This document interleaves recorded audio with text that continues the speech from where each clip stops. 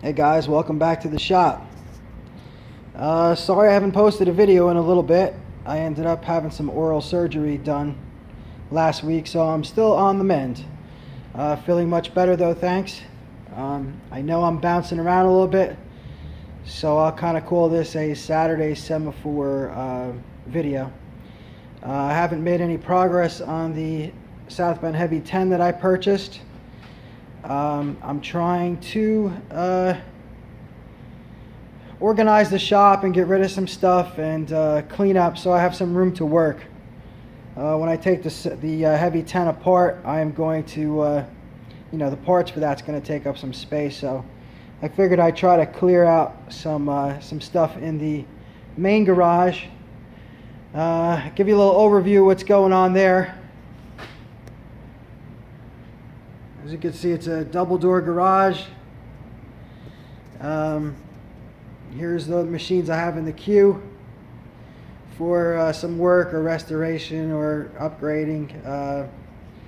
I was able to pick up a disc and belt sander, a Rockwell Delta, a couple months ago.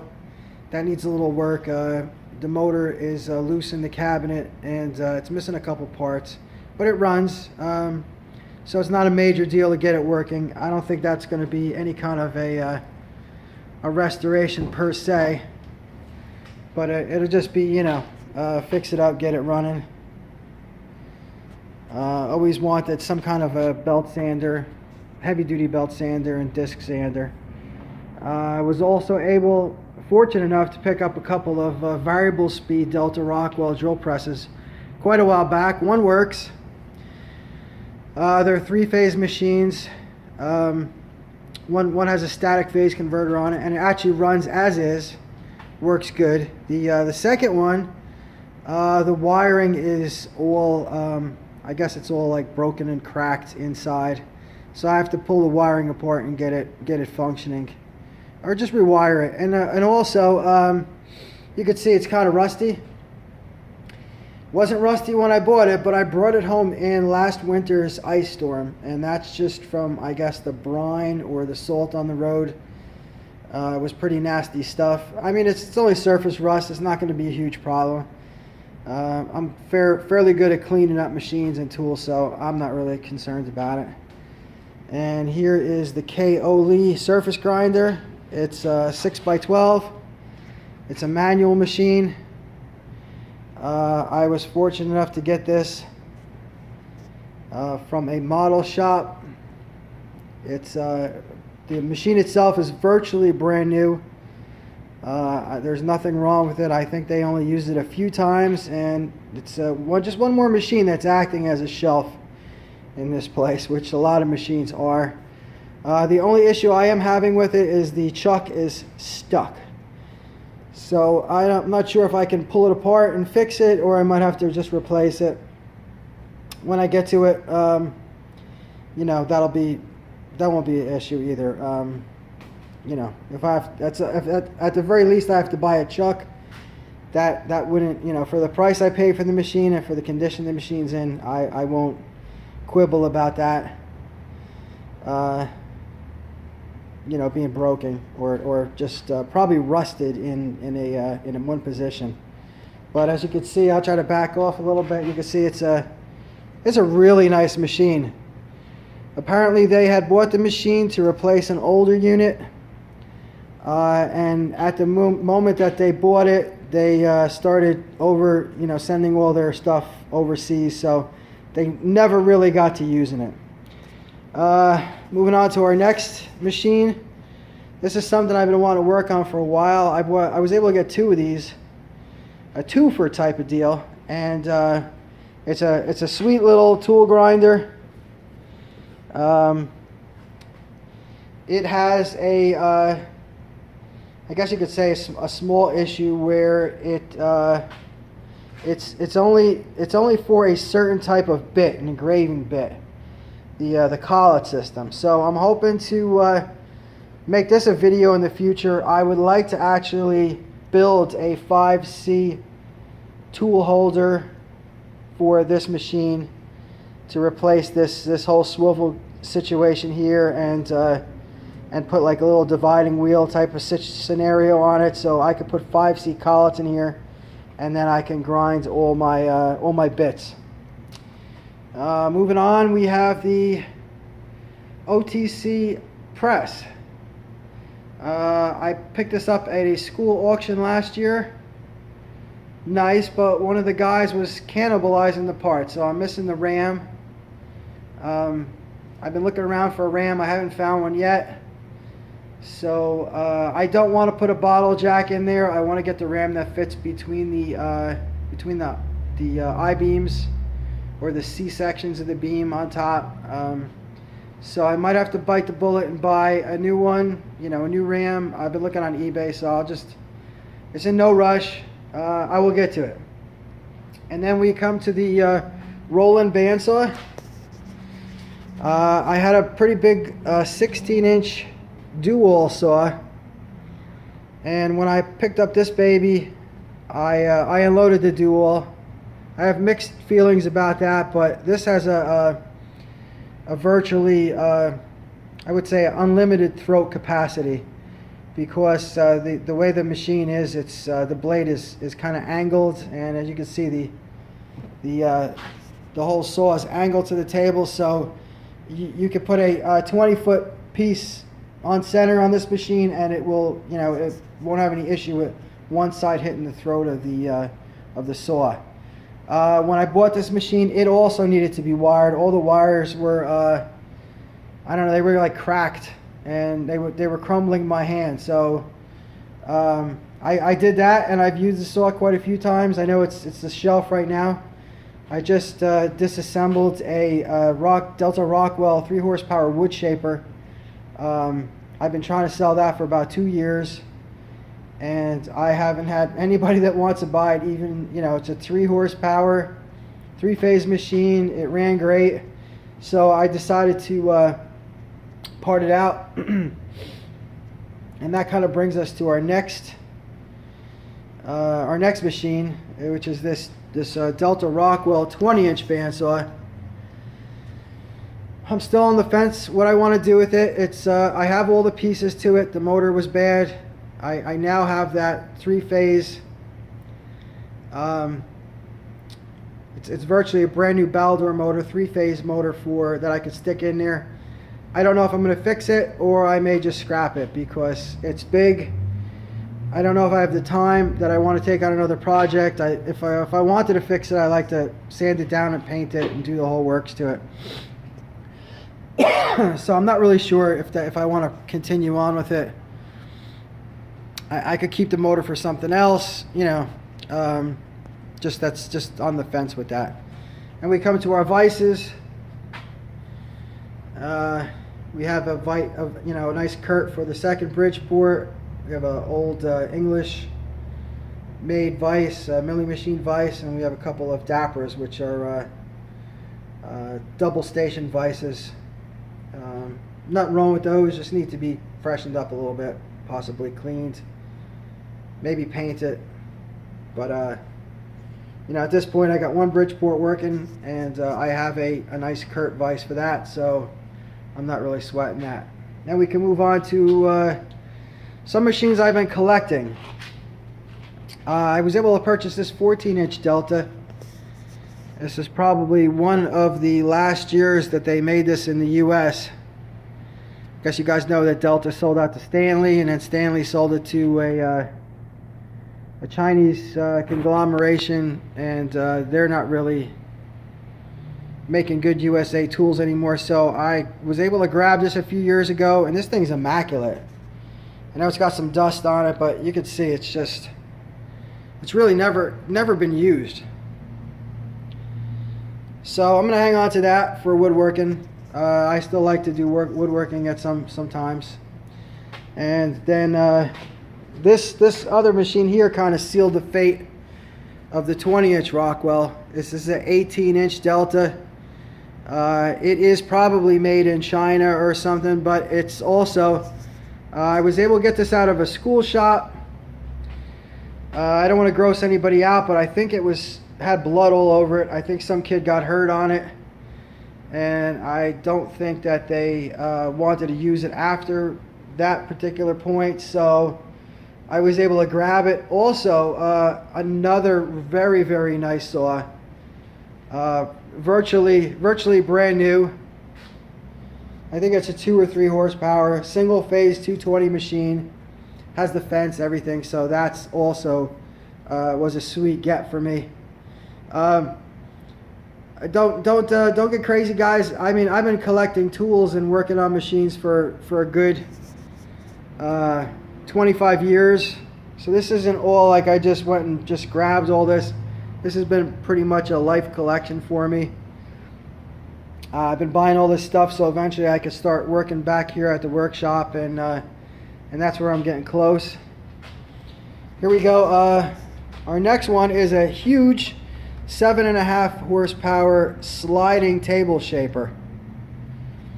This, I'm not sure what I want to do. The guts are great. The motor is practically brand new inside. It's taken a little bit of a beating. Someone shipped it and didn't support the motor and cracked the, not even sure what you call it, but it's the part that brings the motor up and down, that holds the spindle. It's cast iron. I might give it a shot and try my hand at welding it, or I might get annoyed and part it out, because right now it's just taking up a huge amount of space. That's a big machine. Now we're coming up to another one. This is my pantograph. It's a P12 pantograph. I purchased this from the same model shop that I purchased the surface grinder from. Also very, very lightly used. I believe that they bought it right at the end of their production, and I don't think they used it for much. Mostly that all I did was I cleaned it all. I mean, it is in immaculate condition. Table, everything is nice. The ways, the scrapings are all there. It is a super nice machine.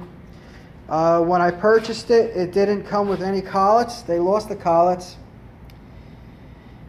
And it's a weird type of collet. It's like a decal type collet. They're not available anywhere. I spent a good 6 months trying to find some reasonably priced collets, because the collets are, I'm going to say $200-300 to buy one collet. And also even I was missing the collet nut. And that collet nut, when I called up Famco, they wanted almost $300 for the nut. And I tell you, to me that was really disheartening that they would do something like that, want to charge you that much for it. You know, they say, well, we have to make it custom. And I thought to myself, you know, if you're making 100 of them, if you're going to make one, I could see it's going to cost $300. I mean, I get it. I like to follow how machinists work, and, you know, I understand that it's a lot to make one nut, but go ahead and make 100 of them and sell them for a fair price, and, you know, you'll keep your machines alive. So I've had some thoughts about possibly converting this to a CNC. There's been some conversions. It's a very high-speed spindle. It works off a belt, or a kind of like a shoelace type of belt. But in any case, it's a great machine. And now I'm trying to collect some master copy. I wasn't able to get any master copy with it. So you can see that's some of the master copy. But even that is terribly expensive for the master copy, if you could even find it. And for every different font you want, or reverse, or, you know, capitals and regular letters, it's you know, it's like a fortune to find this stuff. So I had a thought, excuse me, I had a thought that possibly I'd buy myself a plastic printer and print the fonts out. But you know, again, I don't know if that's worth it. I don't know if it's worth it to go to all the trouble for a manual machine like this. You know, this is kind of the way of the dinosaur. So for now, it's just going to sit here, and I'm gonna kind of try to find some use for it. I mean, I know Stefan Gottswinter, he uses his all the time and loves it. It doesn't take up a big footprint, so I'll leave it go. And I also actually found a little mini Bridgeport head. I think I showed it in one of my other videos. It's a 1/3 horsepower high-speed head. And at some point I might try to meld the two together and make just a little mill out of it. Small mill. Not sure why. I have two full-size J heads, but I guess that's part of the fun of working with these machines. So getting back to what I'm doing today, I decided that I would get this Bridgeport milling table on. I've started cleaning it. It's pretty rough. You can still kind of see the scrapings on it. Whoever had the machine, well, I know who had the machine, but whoever was working on the machine, they didn't take super good care of it with all these drill marks on the table. The machine it's a 1966. It has chrome ways. The ways underneath the table, the whole machine is otherwise, from being dirty and paint chipped and generally the table being abused, the machine itself is in really nice condition. It's a 3-phase unit. I've had it turned on since I brought it back, and the head is quiet. Everything works on the head. The power feed works. The quill is tight. Doesn't look like there's any run out on it. But the table was a little hacked up. I would have liked to have taken it apart and give it a paint job, but I guess I'll get to it. But I'm going to bring you back there now and show you the machine. Alright guys, here we are. We're back at the mills. I probably showed this. This was my basement Bridgeport. I've actually owned this for about 25-30 years. I bought it from one of my father's friends a long time ago. Used it a little bit. Got into a different line of work, and I gave it back to him. He took it back to his basement. Hey guys, here we are back at the mills. So I think I showed you guys the old Bridgeport. I've had this guy for about 25 years. I bought it from one of my father's friends many years ago. He was a retired machinist. He bought this machine new. He put it down in his basement and he did some little side jobs with it. Amazing man, super knowledgeable, could tell you how to fix or build anything. He's still kicking. He's 96. I got this machine back from him when he started losing his eyesight last year. I set it up in the back here, and I've done some small jobs with it. It's absolutely amazing condition. I mean, he cared for this like it was a child. There's nothing wrong with it. The head is quiet, smooth. Everything works. The power feeds. Like you can see, all the tables, the scrapings, they're all still there. It's in super condition. It's tight, left to right. There's no slop anywhere in the machine. I got it all together. I'm working on a new DRO for it. I've got the Accurite scales on it, and it came with a Accurite digital readout, which still works. It's about the size of a toaster oven, if not larger, maybe 2 toaster ovens. So I'm working on converting that touch DRO, make a Bluetooth DRO from a tablet. I'm not sure which way I'm going to go yet, but it works. It's a great machine. I put a nice Kurt Vise on it. Very happy with it. Like I said, I'm doing some jobs with it.